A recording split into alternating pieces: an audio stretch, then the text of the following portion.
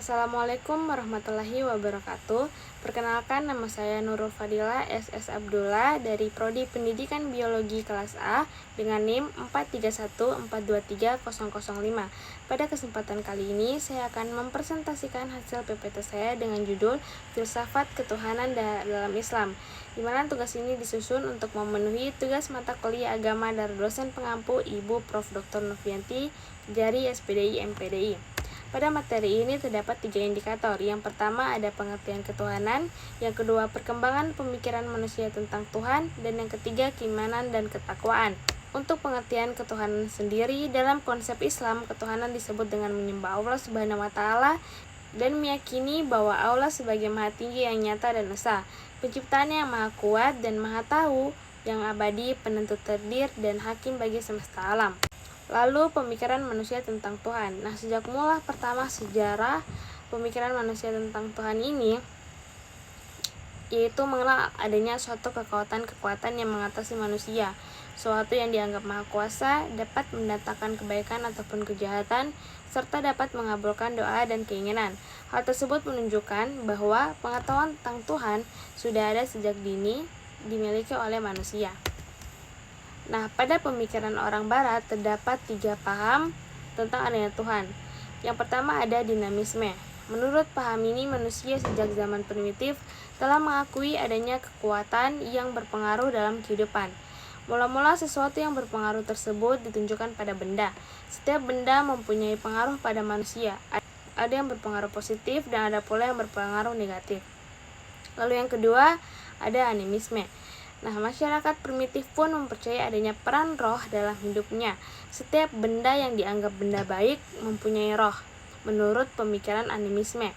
Oleh masyarakat primitif, roh ini dipercayai sebagai sesuatu yang aktif sekalipun bendanya telah mati. Lalu yang ketiga, politisme. Karena terlalu banyak pujian dan sanjungan pada kepercayaan dinamisme dan animisme, roh yang lebih lain kemudian disebut dewa.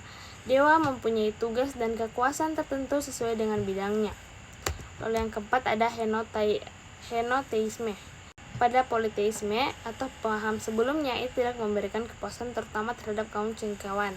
Oleh karena itu, dari dewa-dewa yang diakui diadakan seleksi karena tidak mungkin mempunyai kekuatan yang sama. Lama-kelamaan kepercayaan manusia meningkat menjadi lebih definitif atau tertentu. Satu bangsa hanya mengakui satu dewa yang disebut dengan Tuhan, namun terkadang manusia masih mengakui Tuhan atau ilah bangsa lain. Kepercayaan satu Tuhan untuk satu bangsa disebut dengan henotisme atau Tuhan tingkat nasional. Lalu yang terakhir ada monoteisme. Kepercayaan dalam bentuk henotisme melangkah menjadi monoteisme, di mana dalam monoteisme ini hanya mengakui satu Tuhan untuk seluruh bangsa dan bersifat internasional. Bentuk monoteisme ditinjau dari filsafat ketuhanan. Nah, untuk pemikiran umat Islam itu ada 4. Yang pertama ada Mu'tazilah, di mana Mu'tazilah yang bercorak nasional ialah muncul abad kemajuan ilmu berpengetahuan dalam Islam. Namun, kemajuan dalam ilmu pengetahuan dan yang menurun dengan kalahnya mereka dalam perselisihan dengan kaum Islam ortodoks. Lalu yang kedua ada Qadariyah, di mana Qadariyah ini berpendapat bahwa manusia mempunyai kebebasan dalam berkehendak dan berbuat. Manusia sendiri yang menghendaki apakah ia akan beriman kepada Allah atau tidak, dan hal tersebut yang membuat manusia harus bertanggung jawab atas perbuatannya. Lalu yang ketiga ada Jabariyah, merupakan pecahan dari Mujariyah, di mana berteori bahwa manusia tidak mempunyai kemerdekaan dalam berkehendak dan berbuat. Semua tingkah laku manusia ditentukan oleh Tuhan. Jadi Jabariyah ini adalah kebalikan dari Qadariyah. Lalu yang terakhir Asy'ariyah dan Maturidiyah, di mana pendapatnya berada di antara Qadariyah dan Jabariyah, yaitu semua aliran itu mewarnai kehidupan pemikiran ketuhanan dalam kalangan umat Islam periode masa lalu. Pada prinsipnya, aliran-aliran tersebut tidak bertentangan dengan ajaran dasar Islam. Oleh karena itu, umat Islam yang memilih aliran tersebut antara aliran-aliran tersebut sebagai teologi mana yang tidak menyebabkan ia keluar dari Islam. Nah, lalu masuk ke konsep keimanan dan ketakwaan.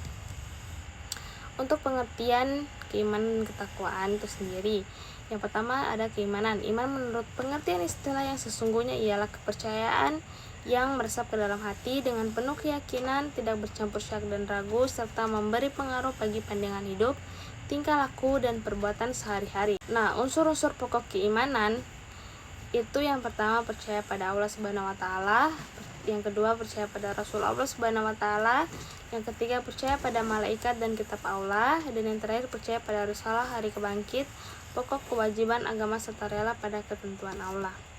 Lalu untuk ketakwaan, takwa adalah sikap mental yang positif terhadap berupa waspada sedemikian rupa sehingga dapat melaksanakan segenap perintahnya dan menjauhi segala larangannya. Baik, sekian presentasi dari saya. Mohon maaf bila ada salah kata. Wassalamualaikum warahmatullahi wabarakatuh.